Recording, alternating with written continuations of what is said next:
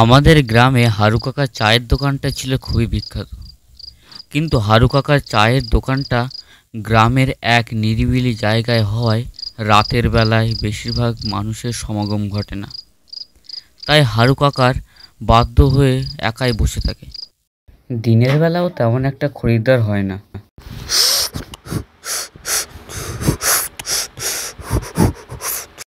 একদিন রাতে ঘটল একটি ঘটনা। একজন রোগা চেহারার বৃদ্ধার আগমন ঘটল। তাকে দেখে হারু কাকা জলদি উঠে থতমত খেয়ে বললেন, আজই তো কোনোদিন রাতে কোনো খরিদ্দারের আগমন ঘটেনি। আজ প্রথম রাতে একজন খরিদ্দারকে দেখে হারু কাকা প্রচণ্ডই ভয় পেয়ে গিয়েছিলেন। কিছু কি প্রয়োজন? এই রাতে তো মনে হয় না চা খেতে এসেছেন। একদমই ঠিক ধরিস বাবা, বড় বিপদে পড়ি তোমার কাছে আসলাম। তা বলছিলাম, রাতে কি জায়গা হবে থাকার জন্য? আজকের রাতটা থেকেই চলে যাব। হ্যাঁ হ্যাঁ, নিশ্চয়ই হবে, কেন হবে না। ঠিক আছে, আপনি আসুন আমার সাথে। রাতে বৃদ্ধা হারু কাকার বাড়িতে খাওয়া দাওয়া করে সেখানেই ঘুমিয়ে পড়লেন। সকালে উঠে হারু কাকা দেখলেন সেই বৃদ্ধা আর নেই। তিনি চলে গেছেন হয়তো ভোর হতে না হতে। কিন্তু তার বালিশের পাশে কিছু একটা পড়ে থাকতে দেখা গেল।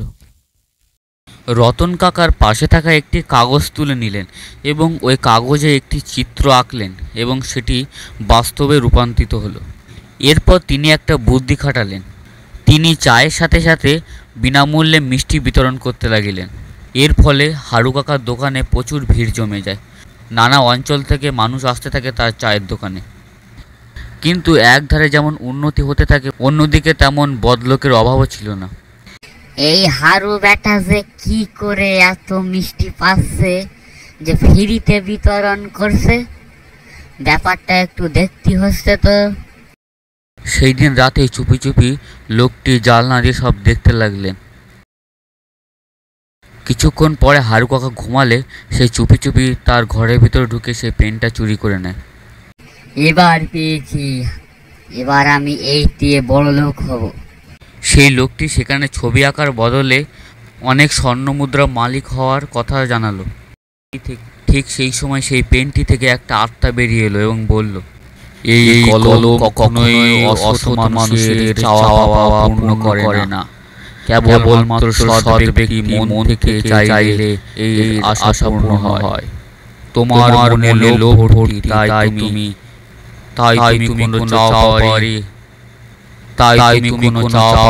অধিকারী হবে না এবং তোমাকে লোভের জন্য শাস্তি পেতে হবে। সঙ্গে সঙ্গে ওই ব্যক্তিটির মুখ কালো হয়ে গেল এবং পেনটি আসল মালিকের কাছে ফিরে গেল।